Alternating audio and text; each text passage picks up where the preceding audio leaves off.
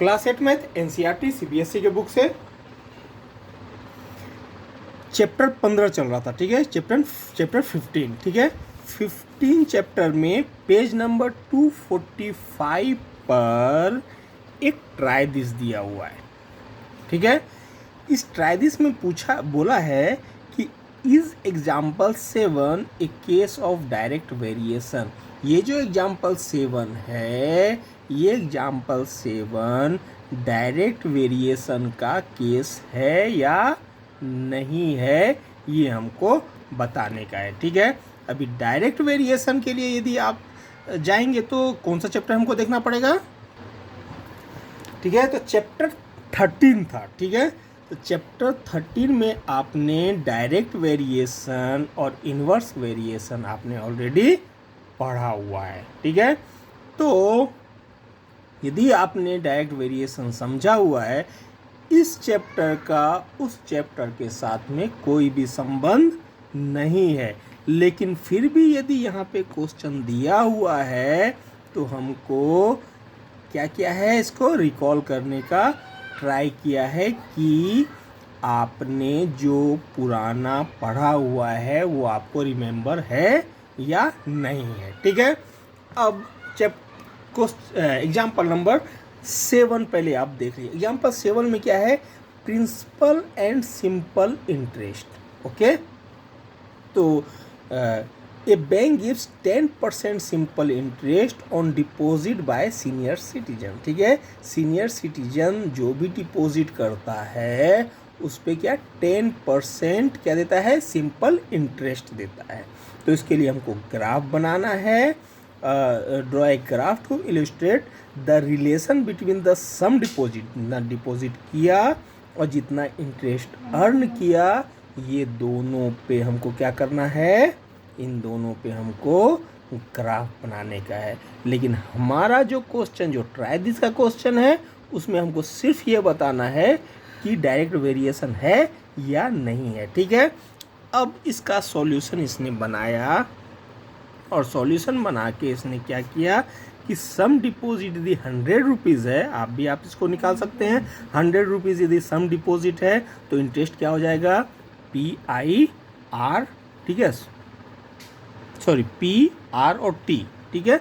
तो P क्या है हमारा 100 रुपीज़ है, ठीक है, प्रिंसिपल अमाउंट, और R क्या है, रेट ऑफ इंटरेस्ट क्या है, रेट ऑफ इंटरेस्ट क्या है, 10% है, और टाइम हर एक ईयर के लिए सिंपल इंटरेस्ट फॉर 1 ईयर, यानी फॉर ए ईयर। तो हर एक ईयर के लिए 1 ईयर के लिए ये निकाला है। तो 100 रुपीज़ जो है के लिए कितना होगा, 10 रुपीज़ सिंपल इंटरेस्ट होगा। 200 रुपीज़ के लिए 20 रुपीज़ होगा। 300 रुपीज़ के लिए 30 रुपीज़ होगा। 500 रुपीज़ के लिए 50 रुपीज़ होगा। और 1000 के लिए कितना होगा, 100 रुपीज़ होगा। यदि आप चाहें तो इसको आप भी कैलकुलेट कर सकते हैं, ठीक है। तो अभी इसने क्या किया, एक ग्राफ बनाया, we get a table of value, ठीक है।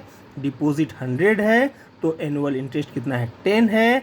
यदि 200 रुपीज़ है तो 20 है, 300 रुपीज़ है तो 30 है, 500 है तो 50 है, और 1000 है तो 100 रुपीज़ है, ठीक है। इस पेज को ग्राफ बनाने का है।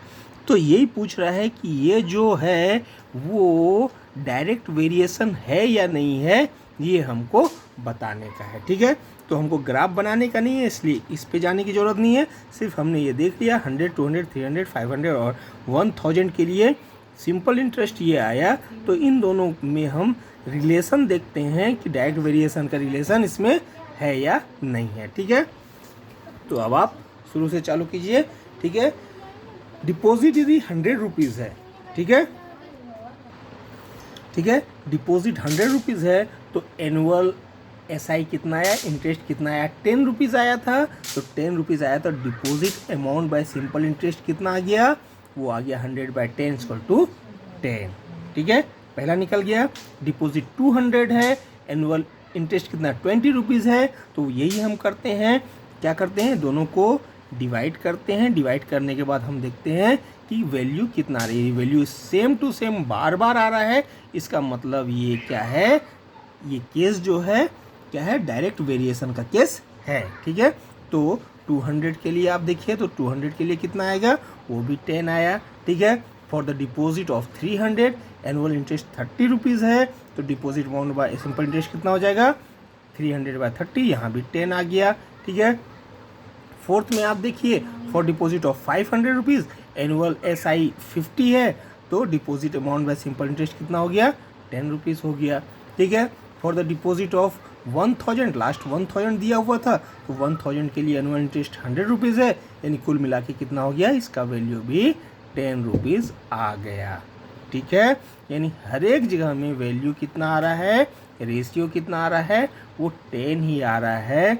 इसका मतलब क्या बोल सकते हैं, so ratio of deposit amount and simple interest are same. ठीक है, रेशियो तो दोनों का सेम है, जब भी रेशियो निकाले तो 10 ही आया, इसका मतलब क्या है कि रेशियो तो है सेम, इसलिए क्या बोल सकते हैं, it is the case of direct variation, ये डायरेक्ट वेरिएशन का केस है। ठीक है, तो ये आपको ट्राई दिस पेज नंबर 245 आपको समझ में आ गया होगा। ठीक है।